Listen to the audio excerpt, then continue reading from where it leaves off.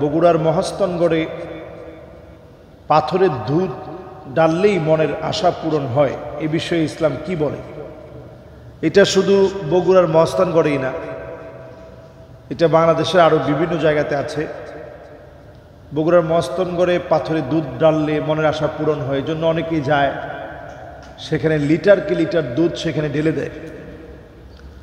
Same এই বিষয়গুলো বাংলাদেশের বিভিন্ন জায়গায় আছে। আসলে এই জাতীয় কোনো কাজ করলে কি আসলে কোনো কাজ হয়? কোনো কাজ তো হয় না, বরং আপনি এটা মনে করে কোনো পাথরের ভিতরে আপনি দুধ যদি ঢেলে দেন, আপনি কতগুলা গুনায় গুনাহগার হলেন আপনি একটু চিন্তা করেন। এক নাম্বার, আপনি অপচয় করলেন। বাহিরে অসংখ্য মানুষ না খাওয়া অবস্থায় আছে, তাদেরকে আপনি 10 টাকা দিলে বলেন একটু কাজ করতে পারেন না? আরে আপনার মতো কত মানুষ কাজ করে খায়, আর ঠিকই আপনি মনের বাসনা পূরণ করার জন্য সেখানে গিয়ে দুধগুলো ঢেলে দিলেন, অপচয়ের গুনায় গুনাহগার হলেন। 2 নাম্বার, শিরকের গুনায় গুনাহগার হলেন। আপনি মনে করছেন যে এখানে দুধ ডাললেই মনের বাসনা পূর্ণ হবে। কোথাও কোনো কিছু ডাললে কোনো কিছু পূর্ণ হয় না। যদি আল্লাহ রাব্বুল আলামিন না চান, বিইذনি রাব্বিনা, যদি আল্লাহ তাআলা না চান, তাই আপনি যদি মনে করেন এখানে দিলে কিছু হবে, এটা শিরক হবে।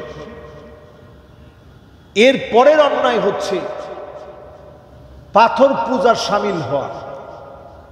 আপনি এই যে কাজটা করতেছেন যে এই পাথরের মধ্যে দুধ ডাললেই কিছু একটা হবে, ভাগ্যের পরিবর্তন হবে, এটা পাথর পূজা।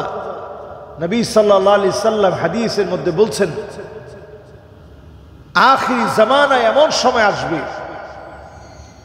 হাত্তা ইয়াবুদাল লাত ওয়াল উজ্জা, এক সময় মক্কার লোকেরা লাত, মানাত, উজ্জা, হুবাল বিভিন্ন মূর্তির পূজা করত।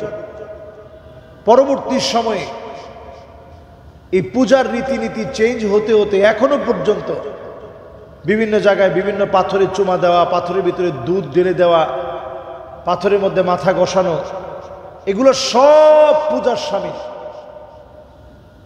আখেরি জামানায় এগুলা বেড়ে যাবে। এখন তো বেড়ে গেছে। আমাদের বাংলাদেশেই এখানে নাকি নবীজি সাল্লাল্লাহু আলাইহি সাল্লামের পায়ের ছাপ আছে। নাউযু বিল্লাহি মিন যালিক। চিটাঙের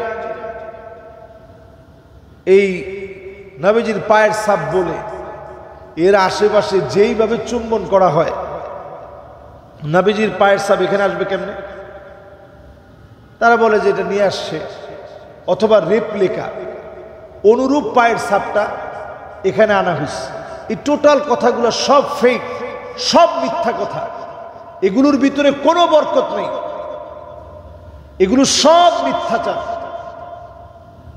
আপনি যদি বরকত কামনা করেন, জুমা বারে অধিক পরিমাণে নবীজির উপরে দরুদ শরীফ পড়েন, নবীজির একটা একটা করে সুন্নাহ অনুসরণ করেন, নবীজির সত্যিকারের যে আসারগুলো আছে এগুলাকে মহব্বত করেন, ভালোবাসেন, সুন্নাহগুলা ইত্তেবায়ে রূপান্তরিত করেন, অনুকরণ অনুসরণের মধ্য দিয়ে মানার চেষ্টা করেন, তবেই আমার আপনার আমলগুলা কবুল হবে।